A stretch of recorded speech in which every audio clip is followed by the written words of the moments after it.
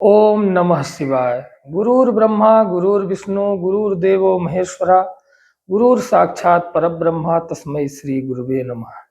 आज हम बताएंगे कि काल सर्प दोष विधि में कौन कौन सी पूजा की जाती है। आप हमारे सामने जो ये देख रहे हैं, ये मंडल लगे हुए हैं पूजा के। और सबसे पहला मंडल जो है तो ये गणपति और पुण्याहवाचन का मंडल है, जहाँ गणपति जी का पूजन होता है और कलश पूजन होता है, जिसे पुण्याहवाचन कहते हैं। दूसरे नंबर में हम आते हैं तो यहाँ षोडश मातृकाओं का, आपके कुल देवी का पूजन करेंगे।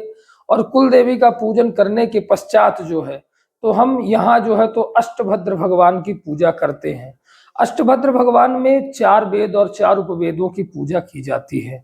और उसके बगल में जो रखे हुए हैं नवग्रह मंडल, नवग्रह मंडल में सूर्य, चंद्र, मंगल, बुध, गुरु, शुक्र, शनि, राहु, केतु ऐसे आदि ग्रहों का पूजन करते हैं। उनके साथ में उनके आधि और प्रत्याधि देवताओं का, पंचलोकपाल देवताओं का और 10 दिक्पाल देवताओं का हम पूजन करते हैं।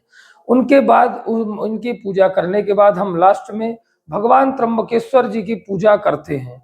इन पूजा को करने के बाद जो है तो हम काल सर्प विधि में सारी पूजाओं के अंतर्गत सभी जो मेन पूजा जिसे हम काल सर्प दोष कहते हैं, उनकी मूर्ति पूजन करते हैं। और मूर्ति पूजन करने के बाद हम ये जो पूजा करते हैं, इस विधि में सबसे ऑलमोस्ट चीज क्या होती है कि इस पूजा में हमें श्रद्धा और भक्ति की जरूरत होती है। जब तक हम श्रद्धा, भक्ति और विश्वास नहीं होता है हमारे अंदर, तो हम पूजा कितनी भी बड़ी करें, लेकिन उस पूजा का कोई महत्व नहीं होता है।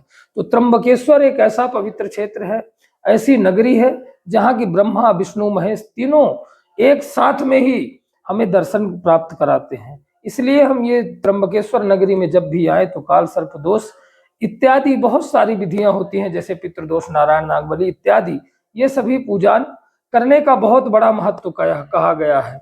ओम नमः शिवाय।